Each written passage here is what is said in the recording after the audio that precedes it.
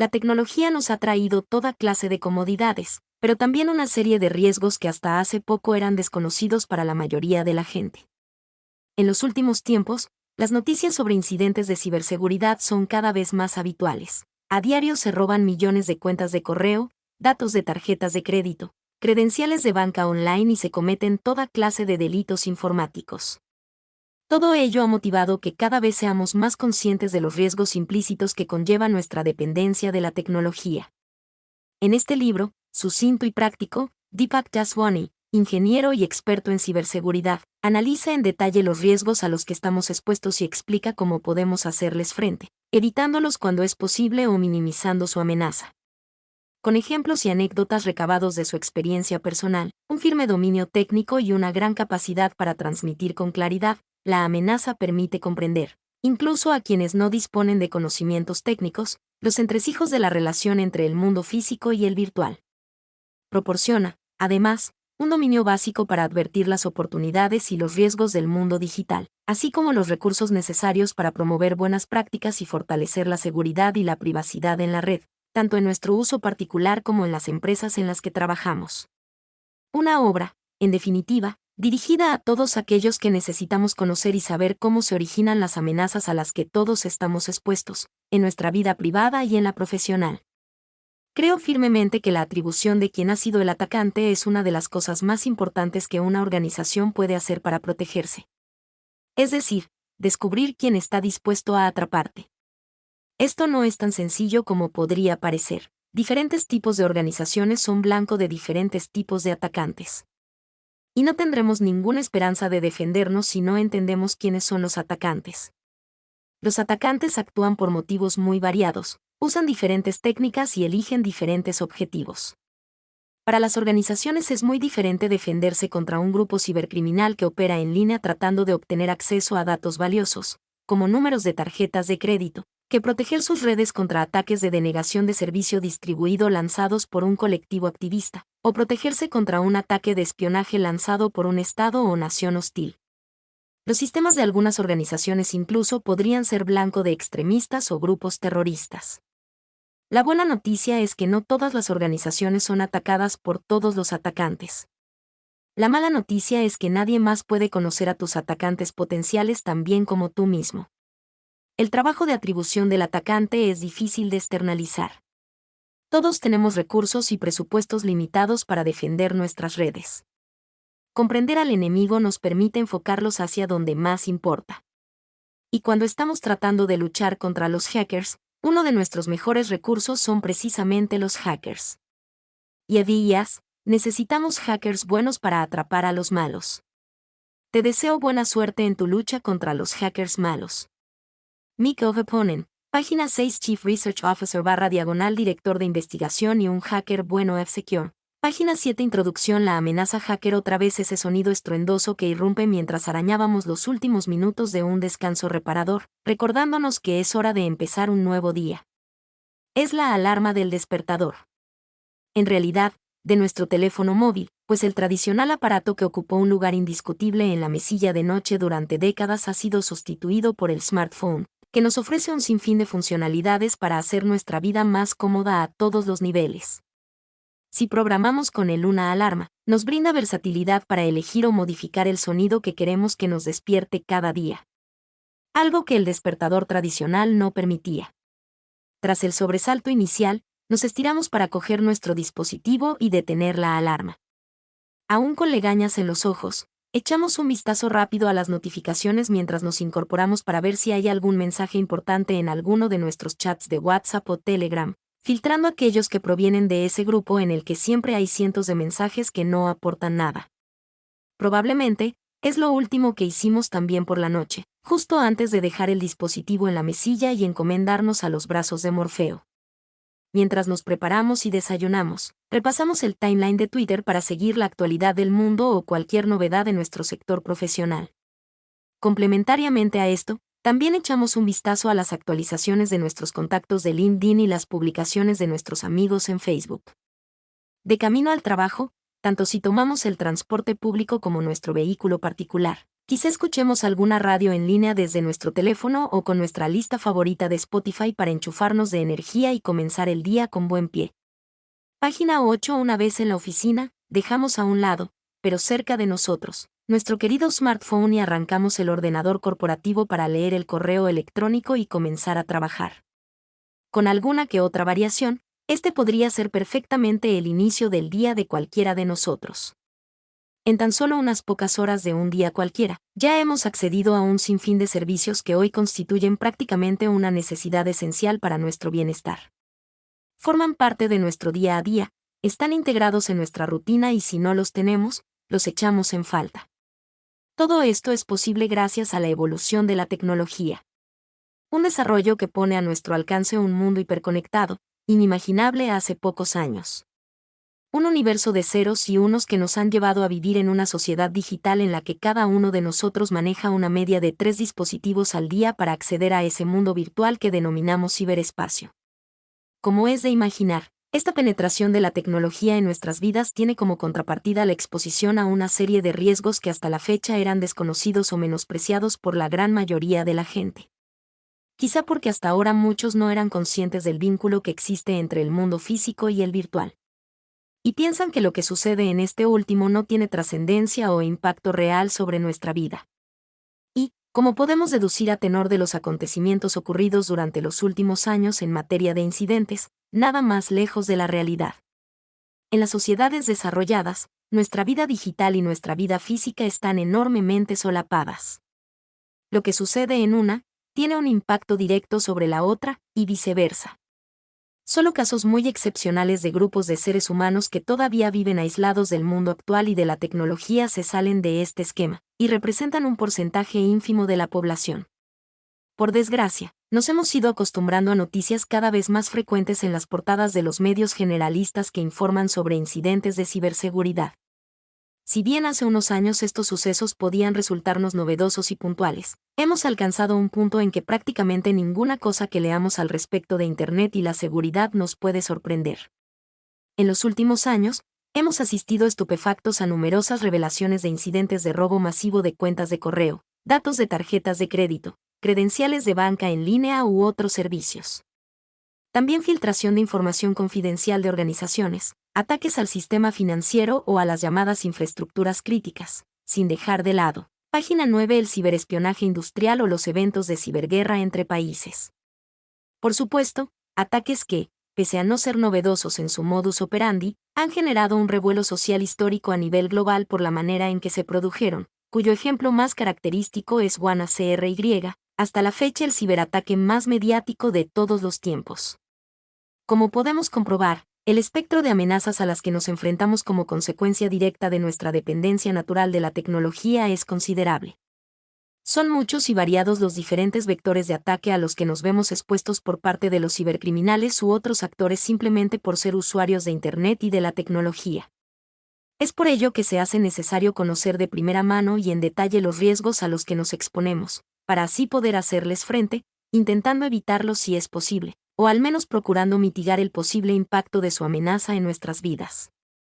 Porque si bien es cierto que lo que hoy es seguro mañana puede no serlo, y que nunca podremos garantizar un nivel de seguridad total, sí es verdad que gran parte de los problemas que sufren los usuarios y las empresas podrían evitarse siguiendo una serie de buenas prácticas y recomendaciones.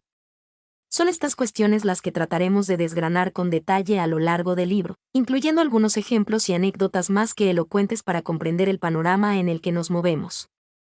El objetivo es ayudar a comprender mejor los entresijos de este complejo mundo sin tener que disponer de elevados conocimientos técnicos. Sin ahondar en detalles farragosos, pero abordando nociones y conceptos fundamentales.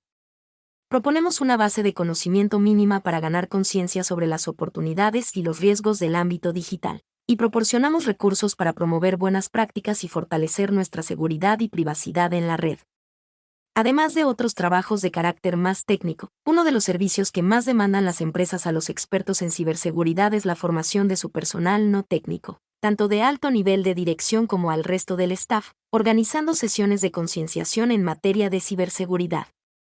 En ellas nos centramos en repasar los diferentes tipos de amenazas y explicamos la motivación de los ataques, los diferentes actores involucrados, por qué y cómo se originan.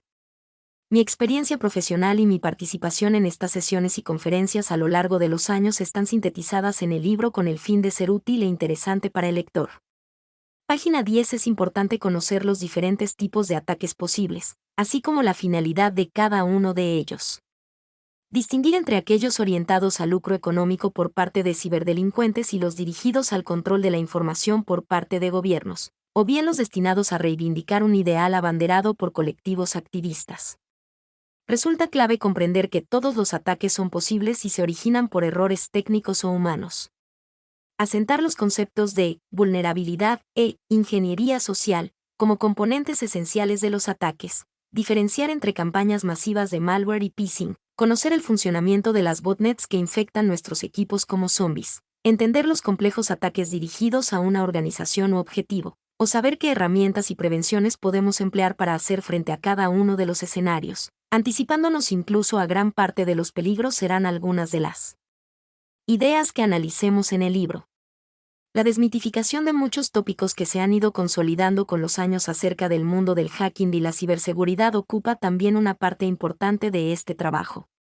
La idea es que tú, usuario, profesional o empresario, llegues a alcanzar el conocimiento mínimo imprescindible para desempeñar correctamente tu actividad en el ciberespacio con las máximas garantías de seguridad posibles. Porque Internet es un medio maravilloso, pero a veces hostil. Debemos estar preparados para hacer frente a los peligros que se nos puedan presentar en el mundo virtual, del mismo modo que lo hacemos instintivamente en el mundo físico, mediante comportamientos aprendidos de manera natural a base de repetición.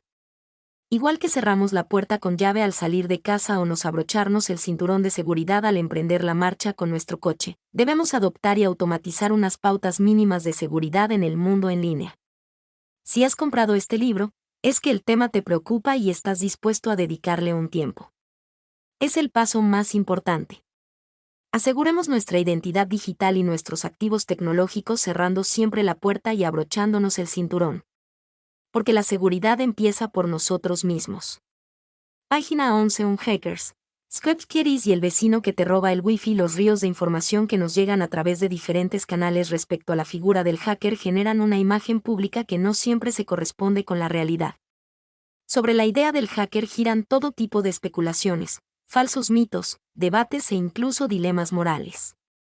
Es inevitable comenzar definiendo este polémico concepto con el objetivo de transmitir su significado real, que para nosotros tiene, de hecho, una connotación positiva. Sin embargo, esta visión no ha sido compartida tradicionalmente por medios de comunicación u organismos oficiales. Como muestra, el diccionario de la RAE define al hacker en su primera acepción como pirata informático. Fue gracias a la insistencia de nuestro gremio que desde principios de 2018 se incorporó una segunda acepción mucho más próxima a lo que para nosotros es un hacker, persona experta en el manejo de computadoras, que se ocupa de la seguridad de los sistemas y de desarrollar técnicas de mejora. ¿Qué es un hacker? El término hacker fue acuñado por primera vez en los años 60 entre los informáticos del Instituto Tecnológico de Massachusetts, MIT. De ahí que siempre haya estado ligado al ámbito tecnológico.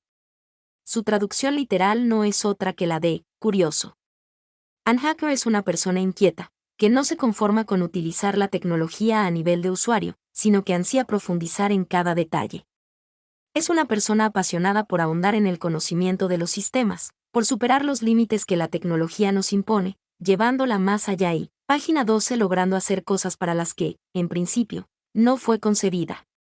Desde incorporar nuevas funcionalidades que a priori eran impensables, hasta romper las barreras de seguridad que tratan de impedir su control. ¿Cómo? Descubriendo vulnerabilidades. Encontrarlas es fruto de horas y horas de aprendizaje, lectura, experimentación e investigación. Eso es realmente un hacker, y para todo lo demás existen otras denominaciones. Un hacker no es un pirata informático como dice el diccionario de la RAE, sino todo lo contrario. Erróneamente asociado a la ciberdelincuencia, un hacker es en realidad alguien curioso, inquieto, apasionado por conocer cada detalle de lo que estudia, sea tecnología u otra cosa. Esta definición implica diferentes conceptos y aspectos que iremos desgranando, pero difiere radicalmente de la de pirata informático. Los piratas, los que utilizan todo este conocimiento y estas técnicas para hacer el mal, son los llamados ciberdelincuentes, que trataremos en el próximo capítulo. Quizá en el desconocimiento de este último concepto radica la confusión de la gran masa social. Debido a la tradicional estigmatización del término hacker, muchos lo utilizan incorrectamente para referirse a piratas o ciberdelincuentes. Afortunadamente, esta tendencia está comenzando a cambiar, como ilustra la decisión de la RAE para incluir una segunda definición del término. Para quien aún no lo tenga claro, los hackers son los buenos, los inconformistas que intentan siempre llegar un paso más allá, motivados por la pasión que les mueve, para alcanzar un objetivo que han trazado en su cabeza y que muchas veces parece imposible. Gracias a que existen hackers tenemos Internet y disfrutamos de todas esas maravillas que la tecnología nos ofrece. Cada año podemos comprar dispositivos que los fabricantes tecnológicos nos presentan con nuevas funcionalidades, así como disponer de sistemas más robustos, más seguros, algo fundamental en estos tiempos donde la privacidad es un bien tan codiciado, pese a que muchos usuarios renuncian voluntariamente a ella sin tan siquiera ser conscientes de las implicaciones que tiene. De ello también hablaremos en un capítulo de este libro. Todas las vulnerabilidades que los hackers descubren permiten que nuestros dispositivos, los sistemas con los que se comunican y la tecnología, página 13 que los conecta sean corregidos y fortificados. Esto es lo que nos permite a la larga vivir en una sociedad digital más segura para todos. Cualidades de un hacker: pasión, inquietud, perseverancia, sacrificio, ansia de conocimiento, pensamiento lateral, inconformismo. Cualidades de un hacker: lograr este tipo de mejoras, a veces auténticas hazañas, implica no solo disponer de un alto nivel de conocimiento técnico en la materia, sino de una serie de cualidades innatas que forman parte del ADN de cualquier hacker. Además de cualidades como la inquietud, la curiosidad o la pasión, insuficientes por sí solas, hay otras más. A lo largo del camino, podemos encontrarnos con muchos obstáculos, con horas y horas de trabajo invertidas en una determinada línea de investigación que finalmente desemboca en un intento frustrado más. Con escollos insalvables por falta de recursos, de conocimiento o de tiempo. En estos momentos, la constancia y la perseverancia son también fundamentales. Si has programado alguna vez, probablemente sabrás que cualquier código que escribimos, por muy simple que sea, casi nunca funciona a la primera. Siempre hay un error a la hora de compilar o hay algo que no está bien. Forma parte del rito. Por otro lado, también es posible que, en alguna ocasión, tras una serie de intentos fallidos por lograr que un programa haga lo que queremos, milagrosamente conseguimos arreglarlo sin saber muy bien cómo lo hemos hecho. Por explicarlo de una manera simple, es como si lo tuviésemos cogido con pinzas, nunca llegamos a controlarlo del todo. Para no perdernos. Compilar es traducir un programa escrito por humanos en lenguaje de alto nivel a un código interpretado por una máquina. Página 14. Los errores o fallos de programación se conocen como bugs. Esto era muy común a la hora de entregar prácticas de programación en la facultad. Muchas veces, en función del nivel de complejidad y de lo tarde que uno las empezara, podían requerir auténticas gestas, y escribir líneas de código toda la noche antes de la entrega. El resultado eran programas que funcionaban de manera un tanto inestable, a lo mejor ejecutándose correctamente 3 de cada 4 veces. Era habitual cruzar los dedos, mirar hacia arriba e implorar ayuda divina a la hora de presentar la práctica al profesor. En las entregas, muchos alumnos acababan recitando una expresión recurrente y casi mítica: no puede ser, en mi casa funcionaba y aquí no. Este ejemplo es válido para exponer dos ideas. La primera es que evitar este tipo de situaciones es lo que sin duda alguna diferencia a un hacker. No dejar jamás cosas al azar, sin entender del todo cuándo, cómo y por qué se ha solucionado el problema de manera casual o casi accidental. Debemos huir del pragmatismo, aunque se haya logrado el objetivo. La segunda es que este tipo de actitudes por parte de los programadores cuando desarrollan cualquier programa son las que abren la puerta a que un hacker habilidoso, con ansia de conocimientos y con la constancia necesaria, pueda encontrar la razón de un comportamiento erróneo. Generalmente, gracias a un error, bug, el hacker identificará una vulnerabilidad para explotarla y alterar así el comportamiento original del programa. Así es como se comprometen los sistemas, pero son cuestiones que explicaremos con más detalle a lo largo de este libro. Ejemplos de hackers en la historia y en la ficción. A la hora de hablar de hackers famosos a lo largo de la historia, Probablemente el primer nombre que sale a la palestra es el del mítico Kevin Mitnick, perseguido en la década de los 90 durante 3 años por el FBI. Hablaremos de él en el capítulo dedicado a la ingeniería social. Otros referentes del hacking a nivel mundial son Mikko Ipponen, reconocido por su amplia labor de investigación en el campo del malware y de la seguridad con numerosos galardones y distinciones. Fermín Serna, hacker español que trabaja en el equipo de seguridad de Google y en su día lo hizo para Página 15 Microsoft, o Charlie Miller, famoso por descubrir importantes vulnerabilidades, como las que permitían tomar el control de un vehículo en movimiento. Hay muchos otros hackers que quizá no suelen identificarse como tales. Bill Gates y Steve Jobs, referentes y responsables del éxito de Microsoft y Apple, o el creador del sistema operativo Linux, Linus Torvalds, son también hackers. Lo son en realidad todos los que transgreden los límites y van más allá, siempre con el objetivo de crear algo nuevo. Otra de las cualidades que sin duda caracterizan a un hacker es su capacidad de resolver problemas complejos a través del pensamiento lateral. Para quien no haya oído jamás este concepto, se trata de la habilidad natural para encontrar soluciones ingeniosas a la hora de abordar un problema aparentemente irresoluble, a través de caminos alternativos. Uno de los mejores ejemplos para entender lo que es el pensamiento lateral se encuentra en el mundo de la ficción. Michael Scofield, protagonista de la serie Prison Break, ilustra cómo el hacking puede ir mucho más allá del teclado y la pantalla. En esta adictiva y espectacular trama conspiratoria con elevadas dosis de intriga, Scofield, un genio con una mente brillante, abandona su exitoso trabajo como ingeniero de estructuras para embarcarse en una trepidante misión: ayudar a su hermano a escapar de la cárcel, ya que éste ha sido condenado injustamente a raíz de una conspiración que se origina en las esferas más altas del gobierno de Estados Unidos. Para ello, Scofield planifica con minuciosidad todos los pasos para poder entrar en la cárcel y lograr su cometido, lo que implica acciones tan ingeniosas como la de tatuarse el plano de la prisión en su cuerpo en aras de disponer en todo momento de los mapas de las dependencias del recinto. Como suele suceder en las series, el plan inicial del protagonista se va torciendo a medida que avanza la trama. A pesar de que cuenta con una hoja de ruta perfectamente trazada en la que ha cuidado todos los detalles, depende de muchos factores y agentes externos que se suceden y actúan en la historia.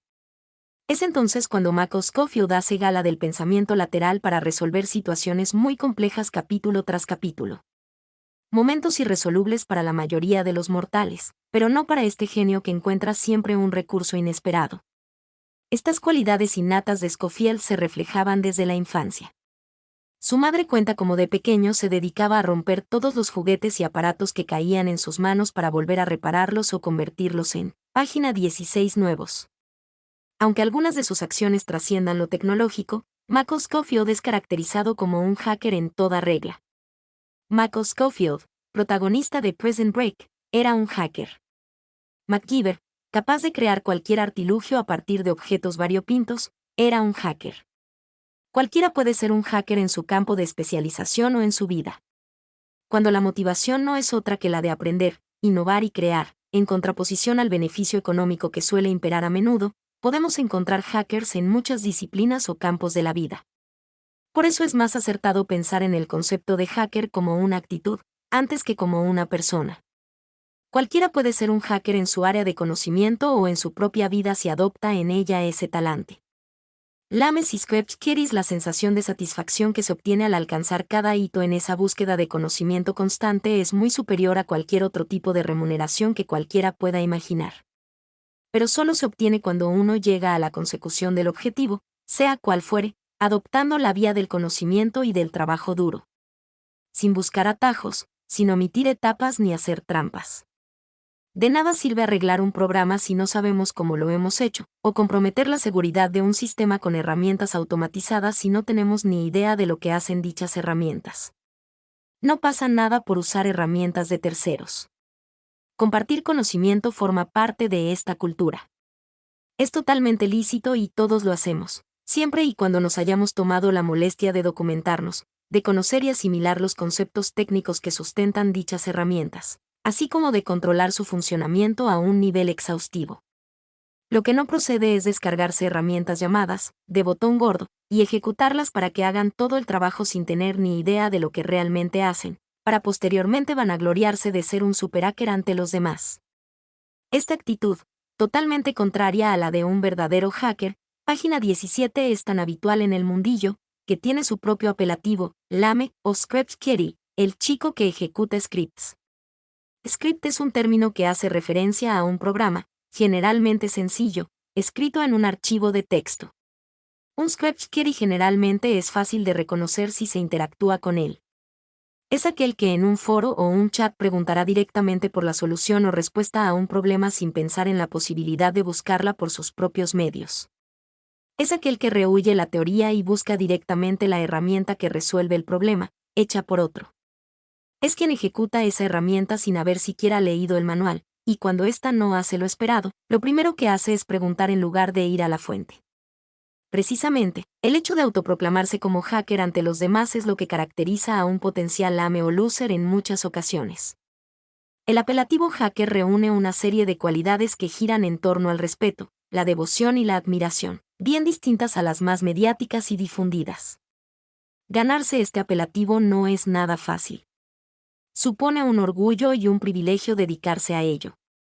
Sin embargo, sería algo ambicioso y soberbio definirse a sí mismo como hacker, aunque no lo neguemos cuando una persona ajena nos defina así. Un verdadero hacker no suele autoproclamarse como tal. Estos matices pueden parecer menores, pero cobran mucha importancia en un sector donde el ego está más acentuado aún que en otros lugares. El amplísimo campo de investigación disponible, y los potenciales descubrimientos lo convierten en una práctica muy competitiva donde por desgracia la búsqueda del reconocimiento de los demás se prodiga demasiado. Al final, nadie te da o te quita el título de hacker, es una cuestión de actitud. Hackear al vecino que me robaba el wifi. Un ejemplo real e ilustrativo de lo que es un Script Kiddie está en esta historia que publiqué en su día en el blog de mi amigo Chema Alonso, El lado del mal. En aquella ocasión, le expliqué con pelos y señales desde un punto de página 18 vista técnico. Para lo que nos interesa aquí, la he desprovisto de datos técnicos innecesarios. Corría el año 2013, y yo tenía configurada la red Wi-Fi de mi casa a propósito con cifrado WEP. Estaba haciendo pruebas de los diferentes ataques posibles en este tipo de redes mientras escribía el libro Hacking en redes Wi-Fi y radiofrecuencia con el equipo de Mundo Hacker, liderado por otro gran hacker amigo, Antonio Ramos. El cifrado WEP es tremendamente inseguro y se identificó como tal desde 2001. Desde entonces, han aparecido multitud de herramientas, de botón gordo, que permiten obtener la contraseña de la red Wi-Fi en cuestión de minutos, sin necesidad de conocimiento técnico alguno. Al tener configurada la red de manera insegura, era consciente de que algo malo podría pasar. Durante aquellos días, revisaba concienzudamente las conexiones a mi red en el panel de administración del router, por si de repente alguien se unía a la fiesta. En las redes abiertas de hoteles, cafeterías o aeropuertos, el tráfico que generamos puede ser monitorizado por cualquiera. WEP es un estándar de cifrado antiguo, declarado inseguro desde hace más de una década. Como regalo traído del cielo por los Reyes Magos, la tarde del 6 de enero apareció un dispositivo más, con nombre Rover 1, que se unía al registro de conexiones, junto con mi ordenador, el móvil, y la PlayStation, que en aquellos maravillosos días aún tenía tiempo para encender. Enseguida supe que tenía un intruso en mi red, posiblemente un vecino del edificio. Si así era, la seguridad de mis dispositivos estaba comprometida. ¿Sería un hacker haciendo pruebas o un ciberdelincuente, un verdadero pirata? Todo dependía de sus intenciones. La tercera posibilidad era que se tratara de un Script Kiddie con la única intención de obtener acceso gratuito a Internet. La solución pragmática consistía en modificar la configuración de la red a un cifrado más seguro, WPA2, asignarle una contraseña robusta y terminar con el problema. Pero la posibilidad de hackear al intruso, identificarlo y realizar una práctica en un escenario real me pareció un reto interesante. Pese a que suponía dedicar tiempo y esfuerzo, merecía la pena. Sea como fuere, no tenía ninguna información del atacante y además se acercaba la hora de salir de casa para celebrar el Día de Reyes con mi familia. Rápidamente, desconecté todos los equipos de mi red y le dejé todo el ancho, página 19 de banda al vecino. Eso sí, monitorizando el tráfico de mi propia red con una antena conectada a uno de mis equipos. Al tratarse de una red Wi-Fi, Los paquetes de datos emitidos por cualquier dispositivo conectado a ella viajan en el aire, por lo que pueden ser capturados por cualquiera. Algo que es muy habitual en redes abiertas de hoteles, aeropuertos o centros comerciales. Al llegar a casa por la noche, comencé a analizar el tráfico capturado durante esas horas. La información disponible en la captura advertía que, efectivamente, había un vecino que estaba utilizando mi red. Su equipo tenía un sistema operativo Windows, con nombre de equipo, Rover 1, y en principio había estado utilizando la red para navegar por Internet. Los sitios web más visitados durante esa primera sesión de navegación eran los siguientes. http://vanitatis.com, una página de prensa rosa que hasta entonces yo desconocía. http://debilbearsara.com, una página de tendencias de moda. http://fotoplatino.com, una página de tendencias de moda y peinados. http://elpais.com gente y la sección más rosa de El País. Con una captura de tráfico se puede acceder a toda la información que un usuario genera en una red, por lo que, además de analizar rápidamente los sitios web más visitados, también reconstruí las imágenes transferidas en esa primera sesión de navegación. Algunas de las imágenes mostraban a Miley Cyrus y otros famosos en la gala de los Oscar, así como fotos de peinados y vestidos varios. El tipo de contenido visualizado por mi vecino me hacía pensar más en una usuaria con conocimientos básicos de Internet que en un hacker. Por su historial de navegación supuse que se trataba de una mujer. Seguí analizando con más detenimiento el tráfico que generaba Rover 1. Encontré una petición al sitio web de Asus para descargar una actualización, donde se podía incluso visualizar el modelo de equipo con el que se conectaba a mi red. Así que, visto que parecía no tener muchos conocimientos en materia de ocultación o anonimato, todo apuntaba a que se trataba de una script kiddie que buscaba conexión a Internet gratuita. Con el objetivo de identificarla, empecé a pensar en diferentes vectores de ataque. Una posibilidad era la de interceptar el tráfico entre el equipo de los vecinos y el router en tiempo real, una vez conectado a mi red. Este tipo de ataques se conocen como ataques man in the middle, por aquello de colocarse en medio de la comunicación entre dos dispositivos. Pero esto requería, entre página 20 otras cosas, que ambos estuviésemos presentes al mismo tiempo, lo que ocasionaba tener que estar permanentemente atento al momento en que mi vecina se fuese a conectar. Los ataques man in the middle se llaman así porque el atacante se pone en medio de la comunicación entre dos puntos, generalmente la víctima y el router por el que navega en Internet. Este ataque engaña a los dos dispositivos, suplantando en cada uno la identidad del otro mediante el envío de información falseada, para redirigir el tráfico de ambos a la máquina del atacante. Una vez interceptada la comunicación, es capaz no solo de acceder al contenido que visualiza, sino también de modificar tanto lo que envía como lo que recibe. En un par de ocasiones pude coincidir con ella, pero el éxito de estos ataques dependía de muchas circunstancias. Al ver que no podía resolver mi problema de esta manera, comencé a trabajar en una aproximación diferente y algo más compleja. Mientras tanto, seguía monitorizando continuamente el tráfico que la vecina iba generando en mi red y lo analizaba para poder obtener información que me permitiese identificarla: un nombre, un usuario, una contraseña, una dirección de correo. Llegado a este punto, ya tenía un patrón de comportamiento. Sabía que mi presunta vecina se conectaba 2 o 3 veces al día y que sus sesiones de navegación eran de aproximadamente 15 minutos. En todas esas sesiones, solía consultar las páginas de prensa rosa y tendencias, pero también algunas nuevas que no aparecieron las primeras veces, y que me llamaron la atención: elimperiodela.blogspot.com, quiero ser juez.blogspot.com, vida de una opositora.blogspot.com, sufridoraenejercicio.blogspot.com, que no voy a ser la secretaria de un juez.blogspot.com. Sí, has deducido bien, opositora a juez robando wifi. Marca España. Página 21. Además de estas sesiones de navegación, a lo largo del día se sucedían otras muy cortas, de apenas unos pocos minutos de duración. Por el tipo de contenido que generaban, presuponía que ya no correspondían a mi vecina, sino a su pareja.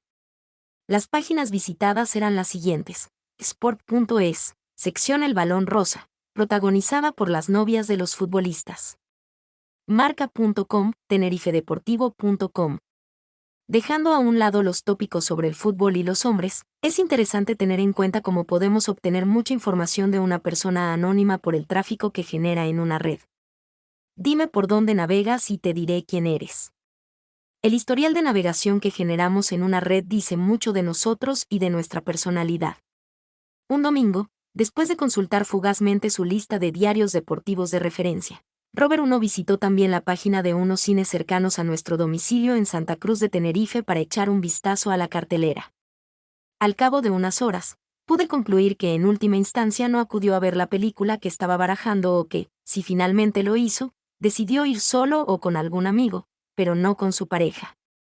A la hora que se proyectaba la película, ella estaba conectada a mi red viendo páginas de moda y blogs de oposiciones a juez.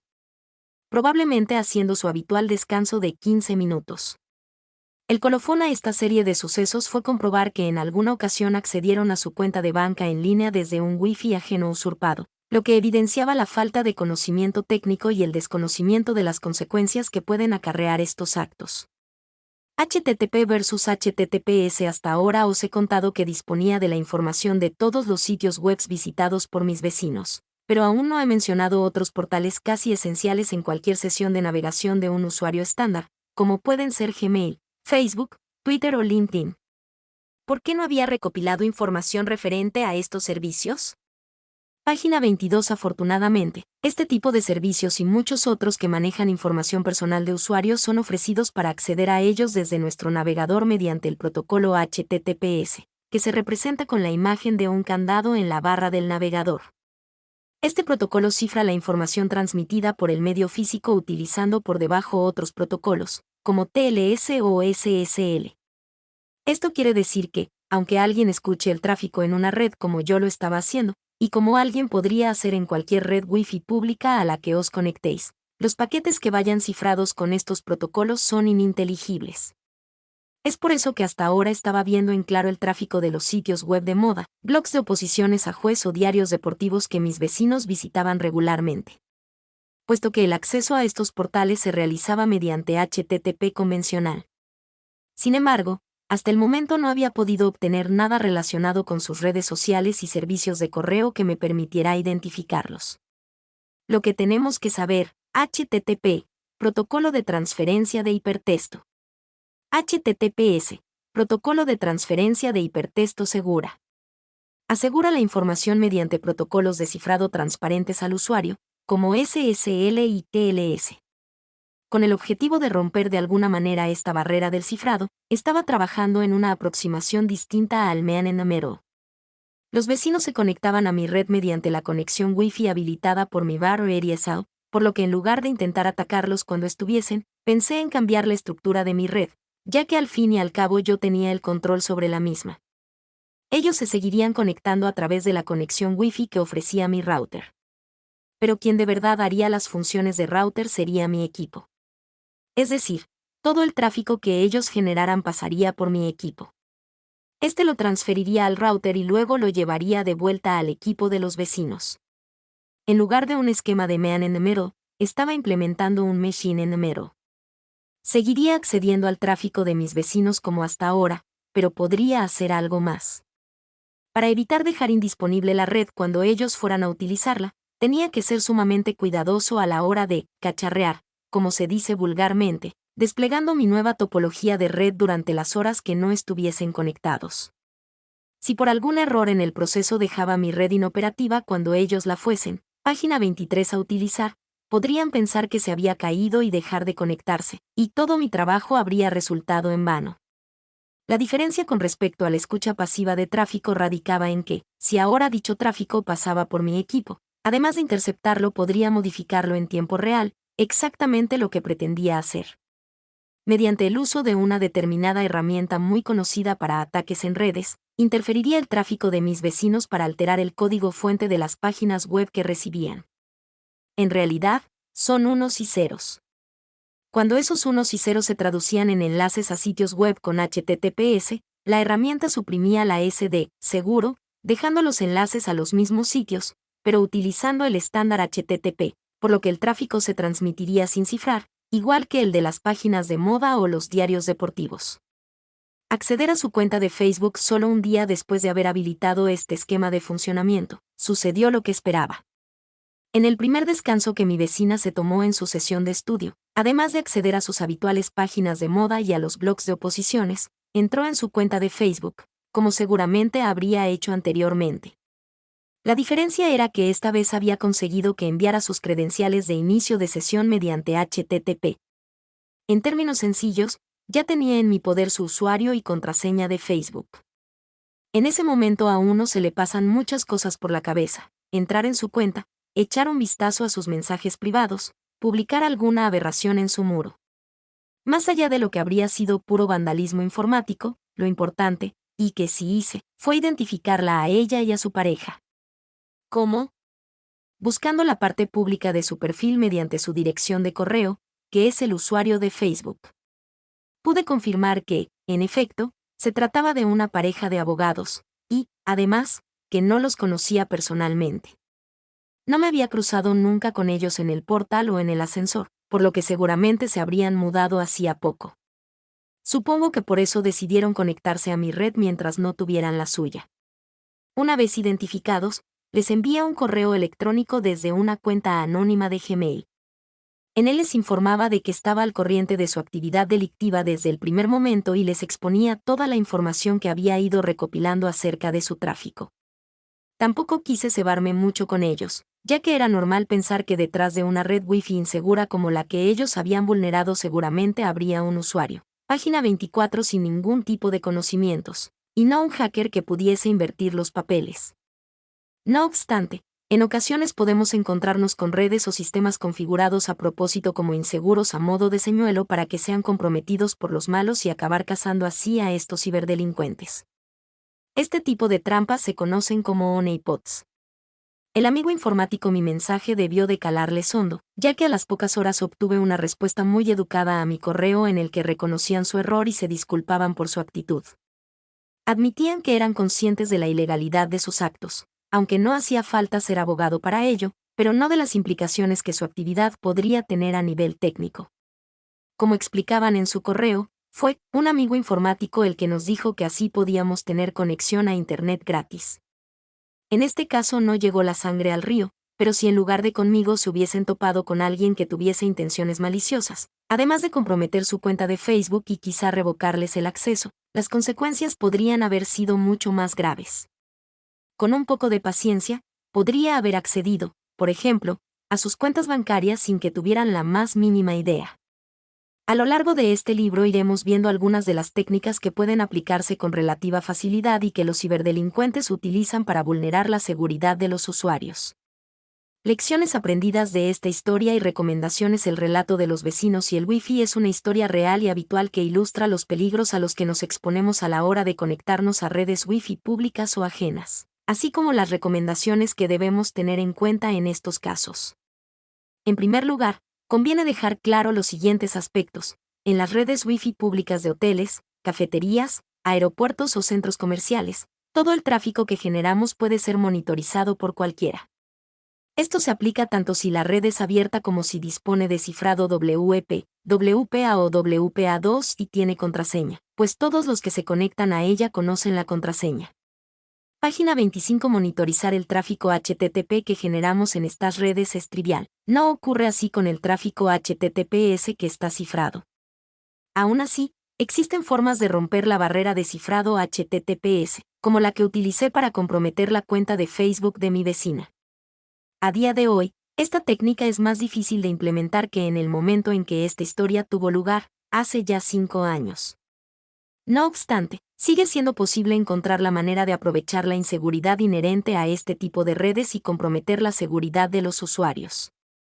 Así pues, debemos tener claro qué medidas adoptar a la hora de conectarnos a redes Wi-Fi tanto públicas como ajenas. Podemos utilizar sin problemas estas redes para consultar información, leer noticias, acceder a sitios web, pero debemos extremar la precaución a la hora de utilizar servicios personales.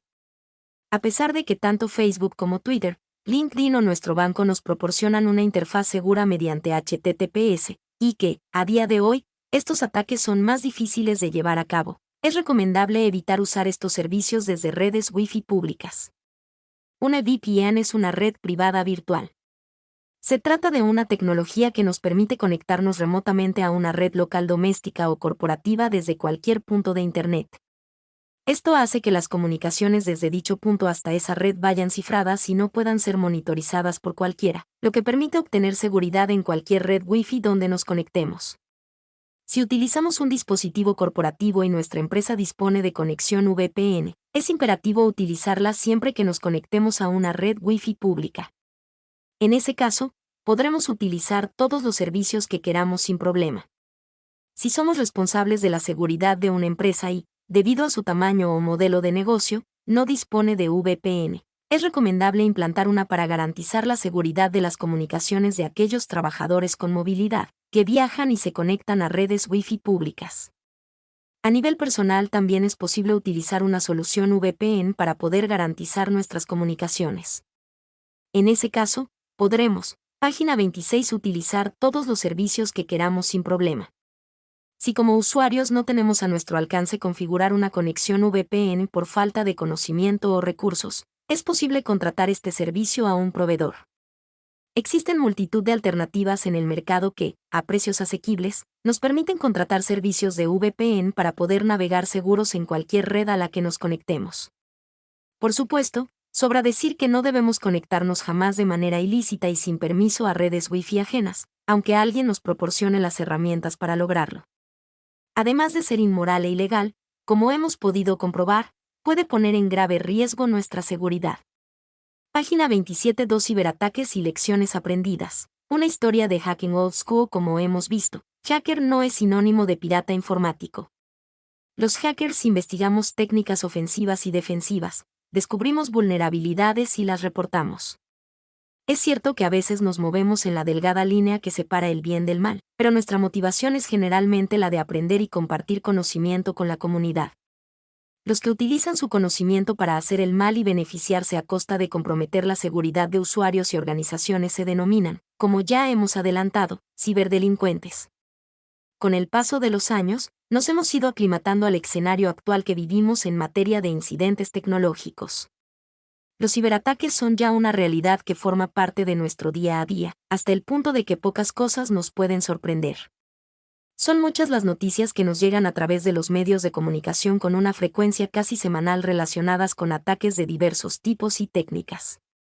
Hablamos de robos de millones de cuentas o euros con total ligereza, y de incidentes de ciberespionaje entre países o incluso ataques a centrales eléctricas o sistemas de control industrial. Un dato significativo que refrenda esta situación es el que arroja el informe de riesgos globales elaborado por el World Economic Forum. Desde hace unos años, los ciberataques y los fallos en infraestructuras críticas no solo se catalogan como riesgos con entidad propia, sino que tienen el dudoso honor de encontrarse en el top 5 de la clasificación, al nivel de otros riesgos comúnmente aceptados como relevantes, tales como el envejecimiento de la población o el cambio climático. Página 28. El cibercrimen es la actividad delictiva más lucrativa en la actualidad. Ocasiona pérdidas de cerca de 500 millones de dólares en la economía mundial. Los ciberataques y los fallos en infraestructuras críticas están en el top 5 de los riesgos identificados por el World Economic Forum. A día de hoy, el cibercrimen mueve más dinero en el mundo que el narcotráfico, el contrabando de armas o la trata de blancas. Para hacernos una idea, se estima que el cibercrimen tiene un impacto en la economía mundial de alrededor de unos 500 millones de dólares al año, según un informe elaborado por el conocido fabricante McAfee. Estos datos, junto con otros que iremos viendo, confirman que el cibercrimen representa un problema real. Frente a lo que algunos piensan, no se trata de insuflar miedo entre la población para generar negocio. En el sector de la ciberseguridad, al igual que en muchos otros, existirán comerciales que engorden las cifras o profesionales de la venta de humo, pero esto es inevitable y además independiente de la realidad de los delitos en el entorno digital. Algunos tópicos que se han asociado tradicionalmente a este entorno carecen de veracidad. Un ejemplo claro, que afortunadamente ya no se escucha tanto como antes, es la idea de que son los propios fabricantes de antivirus los que crean los virus. Nada más lejos de la realidad. Todo este complejo entramado de ataques e incidentes del mundo digital no puede reducirse tan solo a los virus informáticos. Vivimos en un estadio tecnológico en el que la realidad supera a la ficción, donde casi cualquier cosa que podamos imaginar en cuanto a ataques digitales puede ser perfectamente plausible. Es un escenario en el que los guionistas de novelas, series y películas lo tienen bastante complicado para sorprendernos con ataques o incidentes novedosos que superen a los que ya se producen, día a día, en el mundo real. Conocer cada uno de ellos con más detalle nos permitirá hacerles frente de la manera adecuada. Un acontecimiento que avala esta afirmación es el ciberataque mundial más mediático jamás vivido hasta la fecha de publicación de este libro. Hablamos, como no puede ser de otra manera, del famoso WannaCry, un ataque que afectó a compañías punteras en el mundo entero y que sin duda alguna cambió el punto de vista de la opinión pública sobre la ciberseguridad.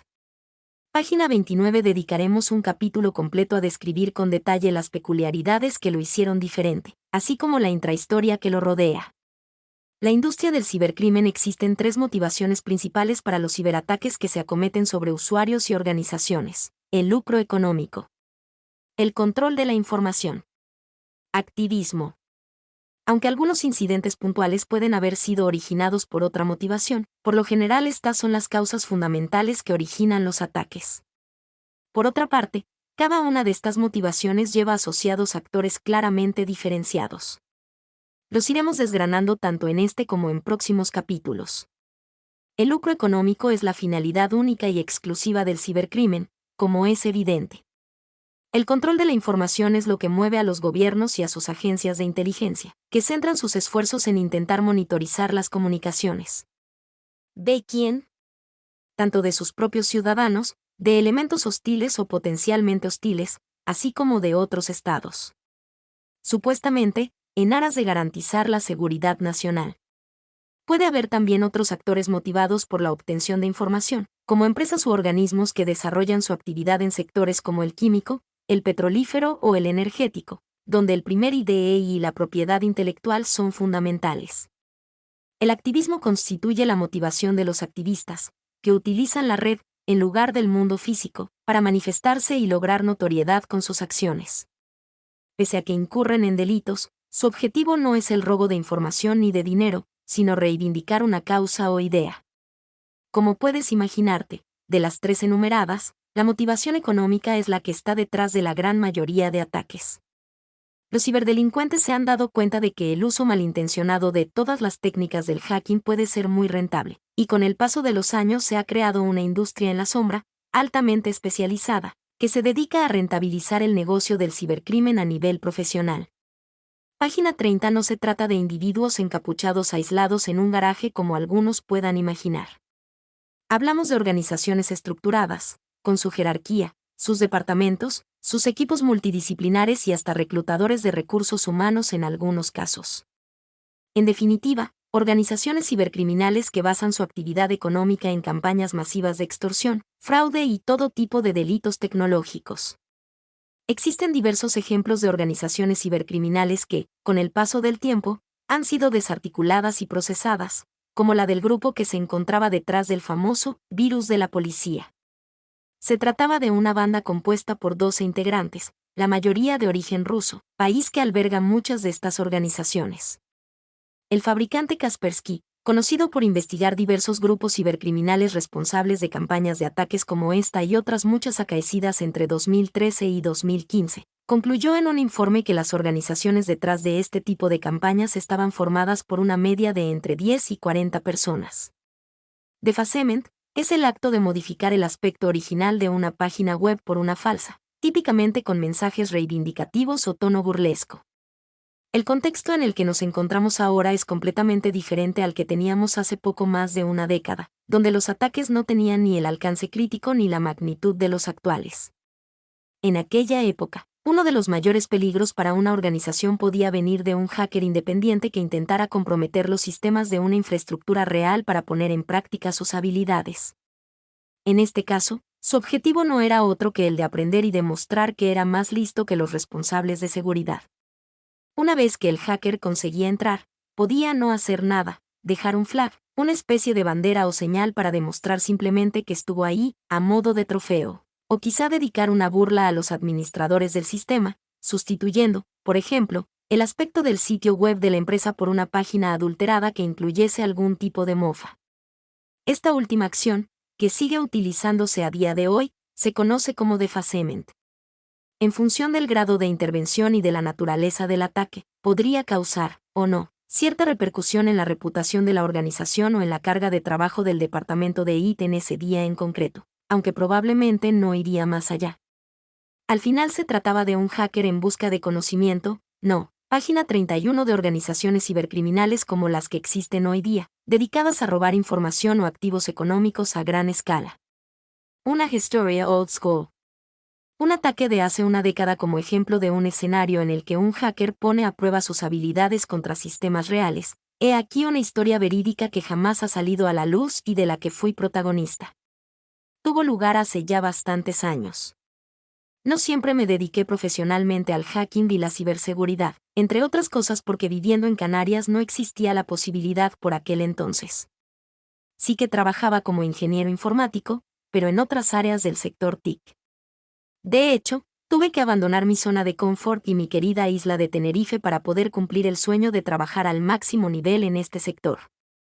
Fue en 2013, cuando decidí mudarme a León con mi familia para ejercer como Security Evangelist del Instituto Nacional de Ciberseguridad, INCIBE, tras ser seleccionado junto a otros 18 hackers de entre más de 600.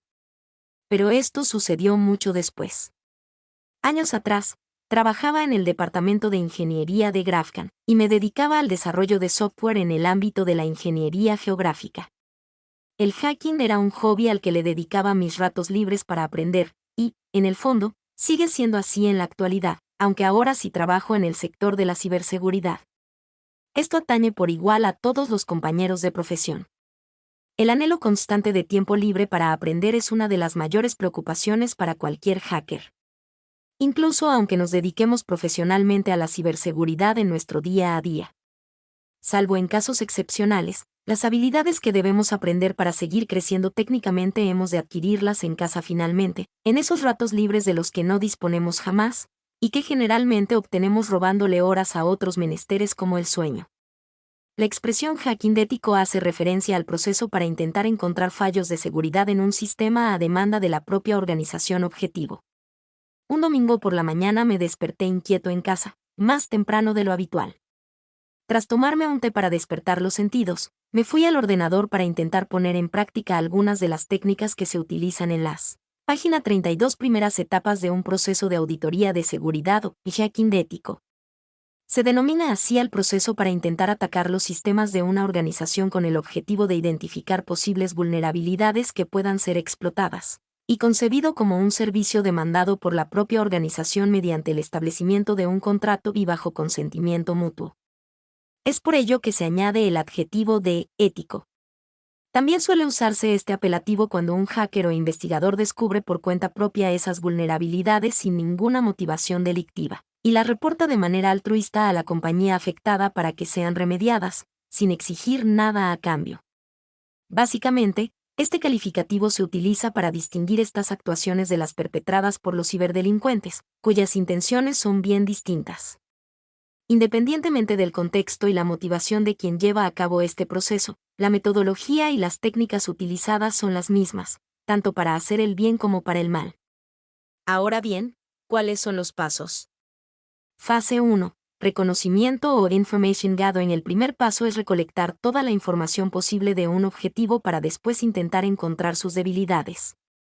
Esto implica el descubrimiento a ciegas tanto de su infraestructura tecnológica, dominios, sitios web, servidores, direcciones IP, tecnologías utilizadas, como de sus recursos humanos, nombres de usuario, direcciones de correo, números de teléfono, perfiles en redes sociales.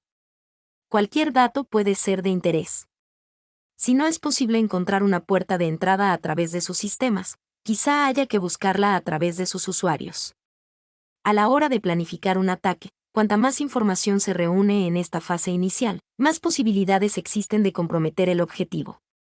Las técnicas que me disponía a probar aquel domingo estaban encaminadas a identificar servidores con servicios concretos accesibles desde Internet, ofrecidos por la organización objetivo. Se persigue reconocer todos los servicios que la compañía ofrezca desde Internet, con vistas a la identificación de posibles vulnerabilidades en estos servicios.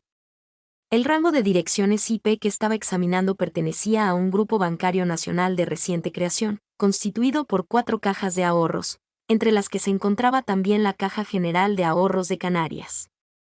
El grupo bancario se constituyó en 2010 y se disolvió en 2012, cuando fue absorbido por otra importante entidad financiera. No obstante, en página 33 aquel entonces, los servidores que estaba inspeccionando estaban registrados a nombre del grupo constituido, no a los de ninguna de las entidades que lo conformaban. La mayor parte de los sitios web que visitamos a día de hoy son técnicamente aplicaciones web, porque no son páginas estáticas como las que visitábamos en los orígenes de la red, sino que ejecutan código y proporcionan funcionalidades interactivas. Husmeando entre los diferentes servidores del grupo, di con lo que parecía ser el panel de administración de un servidor web JBoss. Se trata de un servidor de Internet ampliamente utilizado en aquella época para ejecutar aplicaciones web desarrolladas en Java, un conocido lenguaje de programación. Técnicamente se llaman aplicaciones web porque ejecutan código en un servidor, pero para los usuarios finales, son sitios web. De hecho, la mayor parte de los sitios web que visitamos a día de hoy a diario son aplicaciones. Evidentemente, el panel de administración del servidor requería la introducción de las credenciales de acceso para poder entrar. Lo primero que un hacker suele hacer al encontrarse con un panel de administración es probar la combinación de usuario y contraseña por defecto, es decir, la que viene predeterminada a la hora de instalar por primera vez un software o un dispositivo. Es posible que hayas hecho lo mismo a la hora de intentar configurar dispositivos como los routers de ADSL o fibra óptica que nos suele instalar nuestro proveedor de Internet. Fase 2. Identificar un servidor vulnerable. La combinación admin/admin para los campos de usuario y contraseña me facilitó acceso completo al panel de administración de aquel servidor. No me lo podía creer. Alguien perteneciente a la compañía había dejado un servidor accesible a Internet sin modificar la contraseña por defecto para el usuario administrador. Como es posible entrever, esto constituye un error abismal, pues para encontrar esta contraseña basta con consultar la documentación de instalación del servidor, disponible a golpe de consulta en Google. Recomendaciones. Modifica siempre la contraseña por defecto al instalar cualquier software o configurar un nuevo dispositivo. Página 34. Nunca abras a Internet un servidor con aplicaciones en desarrollo que no han sido correctamente testeadas. Una vez dentro, pude echar un vistazo a las diferentes aplicaciones web existentes en el servidor. No parecían estar desplegadas para su uso, sino más bien aún en desarrollo. Tras una primera ojeada, daba la sensación de que se trataba de un servidor en el que alguien estaba trabajando para implementar una nueva aplicación y que por descuido o error estaba ya accesible desde Internet. En este punto, un atacante con intenciones maliciosas podría realizar muchas acciones. Si la motivación fuese la de causar daño, una posibilidad más que obvia sería la de borrar o corromper las aplicaciones que estaban configuradas. Esto, como poco, obligaría a los desarrolladores a comenzar de nuevo el trabajo si no dispusieran de una copia de seguridad. Otra aproximación más interesante sería la de intentar buscar una manera de ejecutar comandos en ese servidor web con el objetivo de controlarlo y poder descubrir otras máquinas de la red o saltar a otro punto. Como mi motivación era la de aprender y valorar hasta dónde podía llegar, me propuse intentar tomar este camino. Para lograrlo, necesitaba lo que se conoce en el argot como una CEL, es decir, una consola que te permite ejecutar comandos en el servidor. Un ejemplo de consola es el CMD en Windows, también llamado símbolo de sistema, heredado del prehistórico MS-DOS, que posiblemente hayas abierto alguna vez.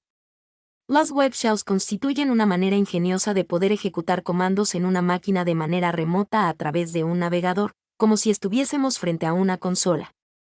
Yo tenía acceso al panel de administración del servidor web, no a la consola. Había una posibilidad para lograr tener algo parecido a una consola mediante la instalación de lo que se conoce como una web shell, consola web. El concepto es sencillo. Ya que tenía la capacidad de administrar el servidor, podría crear una nueva aplicación web ligera, una sola página accesible desde el navegador, con el formulario más sencillo de todos, un campo donde introducir un texto, otro donde recibir texto y un botón de enviar. ¿Con qué objetivo?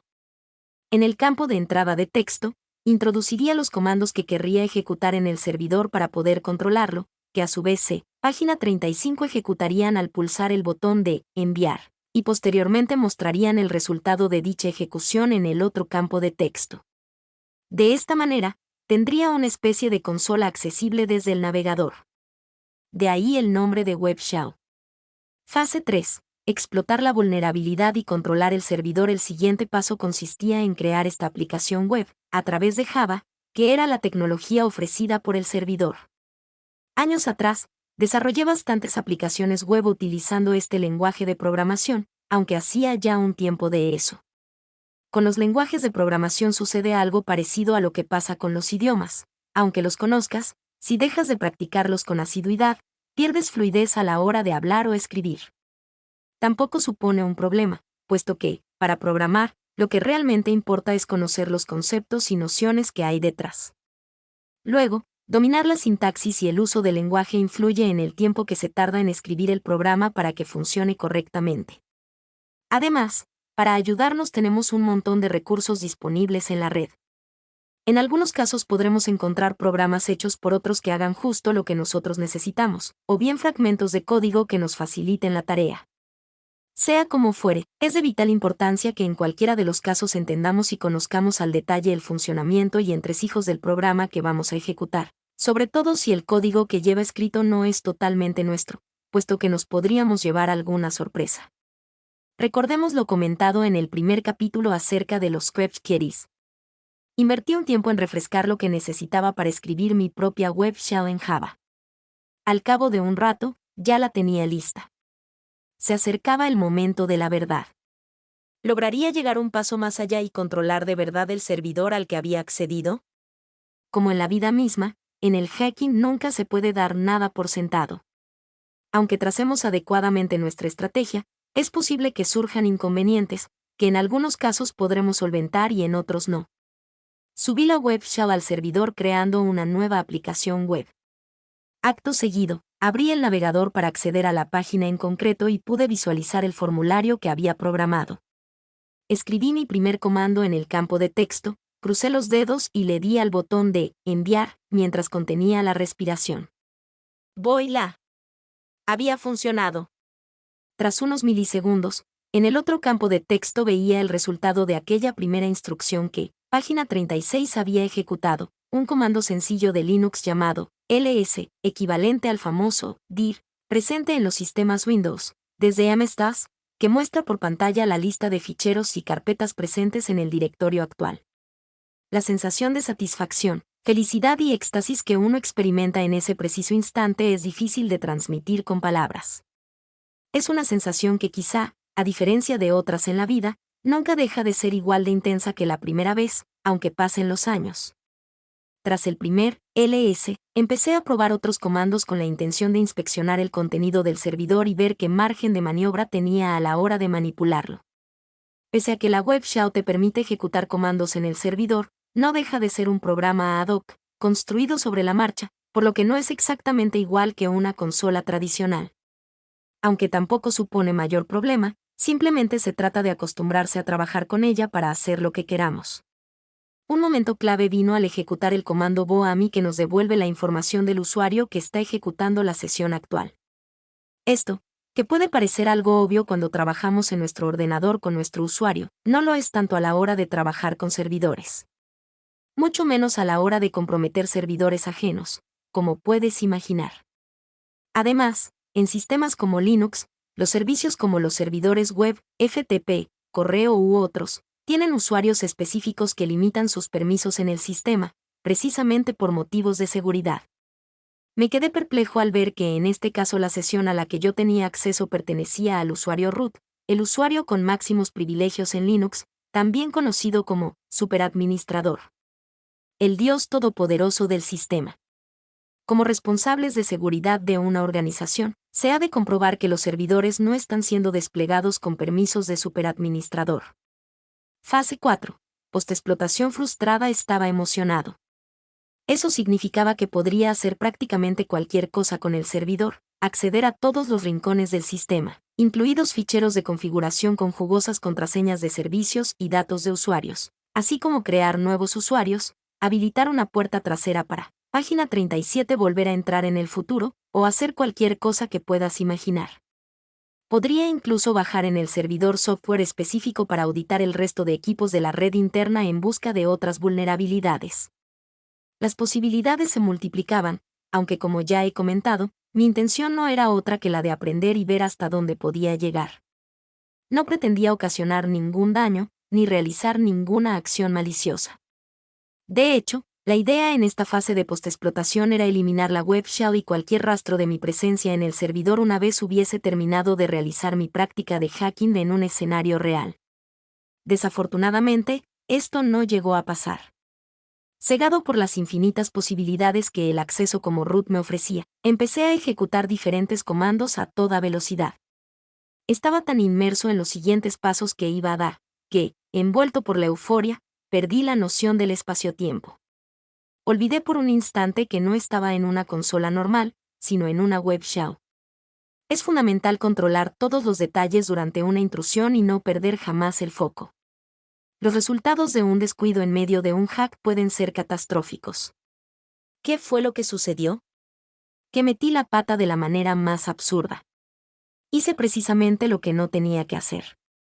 Como tenía acceso root, empecé a jugar para ver si era capaz de controlar los servicios de la máquina. En vez de elegir cualquier otro, el primero que casualmente se me ocurrió fue el del propio servidor web que me estaba dando acceso a través de la web shell. Por un instante olvidé dónde estaba, pensando que disponía de una consola normal. Lo que hice no fue parar el servidor web, sino mandar a hacer un restart, es decir, reiniciarlo. Le di al botón de enviar y acto seguido me di cuenta de mi error. La aplicación web se quedó colgada y el servidor dejó de responder. Yo mismo lo había mandado reiniciar.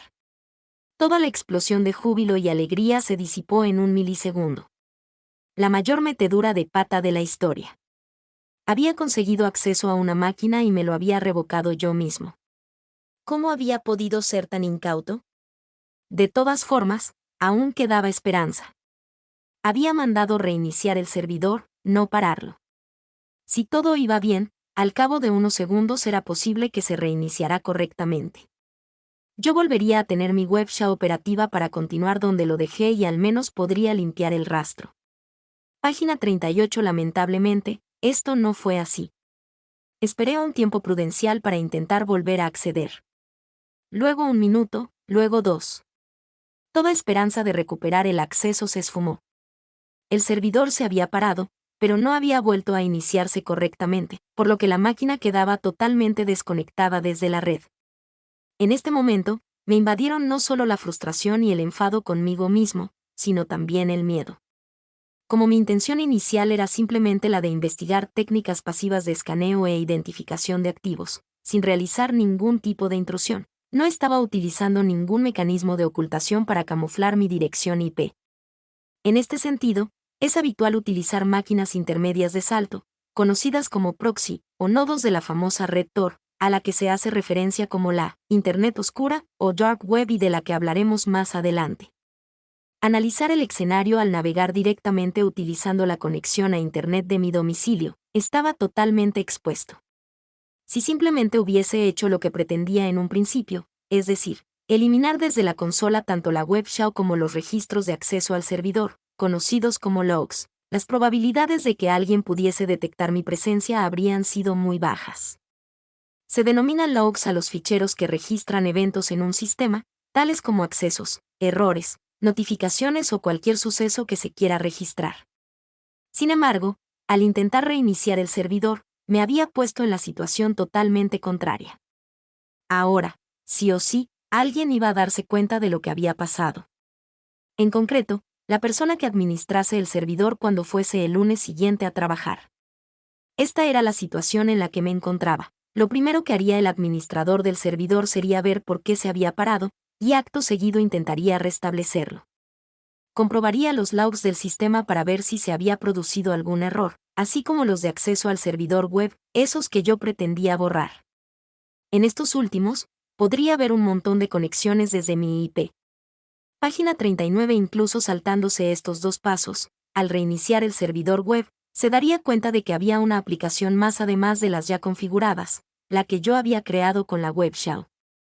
Tras dedicar un rato y ver el código, incluso si no supiese previamente lo que es una web shell, lo descubriría en ese mismo instante. Entonces sí que iría a ver los logs de acceso, que registrarían mi IP como la última que accedió al servidor antes de detenerlo. Además de esto, habría evidencias de mi acceso a la web shell, lo que probaría que estaba tratando de controlar el servidor remotamente de manera ilegítima.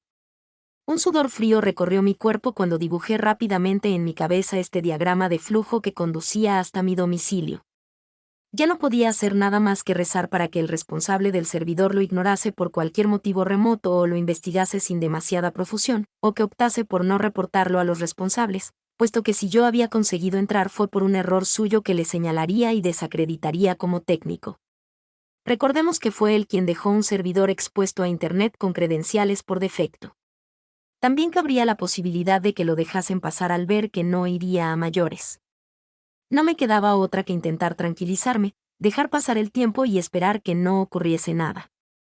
En este caso, la mejor noticia sería la ausencia de noticias.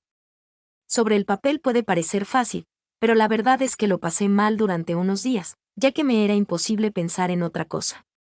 Transcurrida una semana, decidí llamar a un amigo que trabajaba en el Departamento de Nuevas Tecnologías de la Caja General de Ahorros de Canarias, donde fuimos compañeros en mi primer trabajo. La probabilidad de que pudiese proporcionarme algo de información al respecto era remota, puesto que esta entidad estaba aún en proceso de incorporación al grupo bancario, y por el momento mantenía su independencia a todos los niveles, tanto en imagen corporativa como en infraestructura o servicios. Además, es necesario recordar que el rango de direcciones IP que yo había analizado correspondía al grupo bancario, no a la caja. Curiosamente, no solo estaba al tanto del incidente, sino que resultó que, por alguna